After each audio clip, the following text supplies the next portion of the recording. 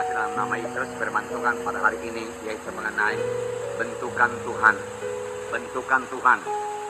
Saudaraku, Tuhan perlu membentuk kita lebih dahulu supaya kita bisa dipakai Tuhan.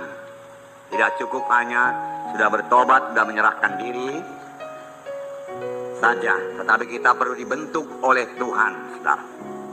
Minggu yang lalu kita telah melihat mengenai Yusuf.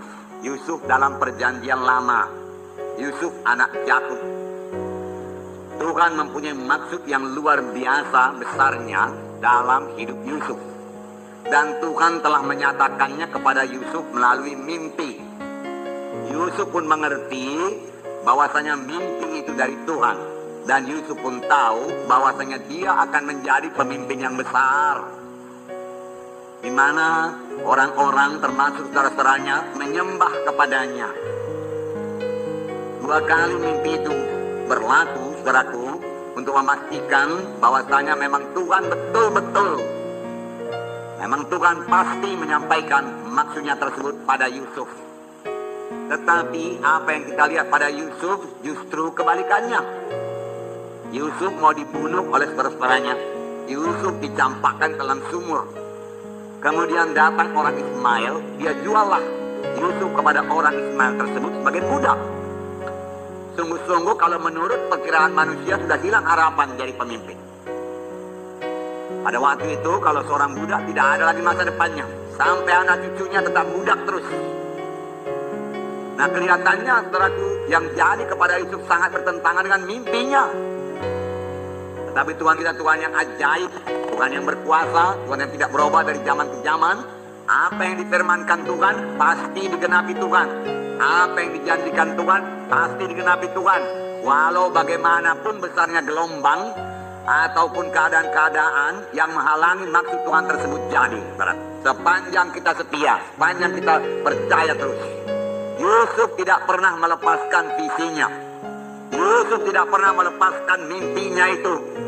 Itu sebabnya dia tetap teguh. Apapun yang jadi kepadanya, apapun perlakuan saudaraku yang diberikan kepadanya, dia tetap saudaraku memegang visi yang daripada Tuhan, memegang panggilan Tuhan itu, dan tidak mau jatuh kepada dosa, dan tidak mau membalas dendam, saudara.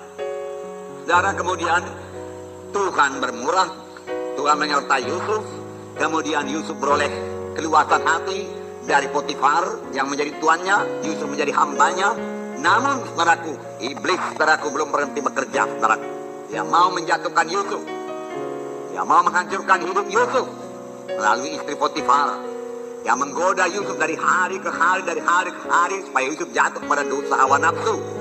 Tapi nyata Yusuf teguh, saudaraku. Dia tahu kalau dia sempat jatuh kepada dosa, panggilannya hilang.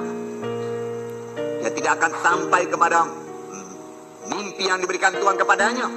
Tuhan sendiri mau menyampaikan mimpi itu. Tetapi kalau Yusuf, saudaraku, jatuh kepada dosa dengan menuruti hawa nafsu, saudaraku, tunduk kepada istri Firaun, saudaraku, dia akan diperbudak terus. Dan hilanglah mimpinya tersebut. Tetapi syukur, Yusuf dengan tegas berkata tidak kepada dosa, tidak kepada hawa nafsu.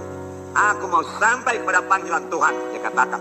Ya, panggilan Tuhan begitu indah dalam hidupku. Bagaimana mungkin aku berbuat dosa seperti itu?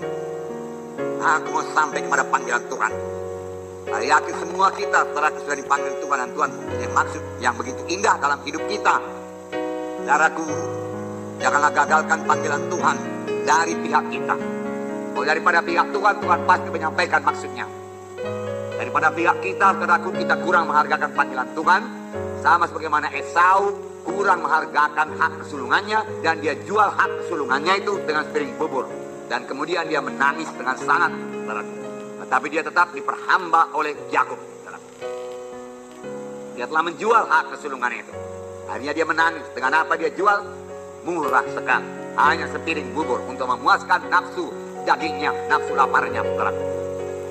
Nah, Yusuf, saudaraku, dia difitnah dan dia dipenjarakan, dan dia terus, saudaraku, dalam persekutuan yang indah dengan Tuhan.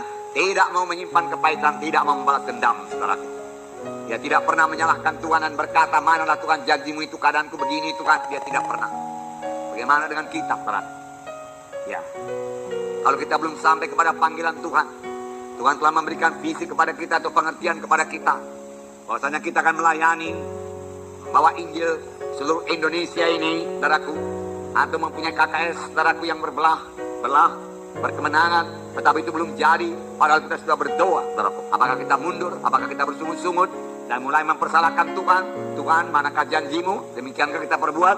Saudaraku, sadarlah bahwasanya untuk sampai kepada panggilan Tuhan, kita ini perlu dibentuk lebih dahulu untuk menjadi pemimpin yang besar. Bagaimana tidak dibentuk, saudaraku? Ada saatnya kita mengklaim, saudaraku, kuasa Tuhan, saudaraku. Tapi ada saatnya, saudaraku, kita perlu dibentuk Tuhan, saudaraku. Amin, saudara. Dan dalam hal itu kita harus menyerah kepada Tuhan dan mengangkat salib, saudaraku.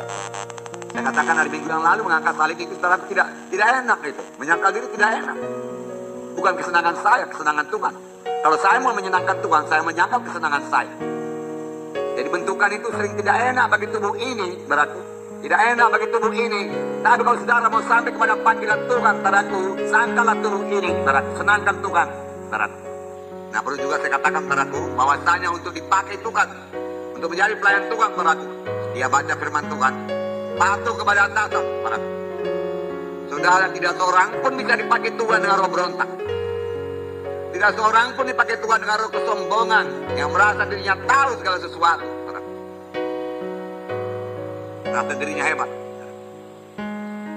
Karena Tuhan tidak pernah mengurapi kesombongan. Amin, saudara. Ya.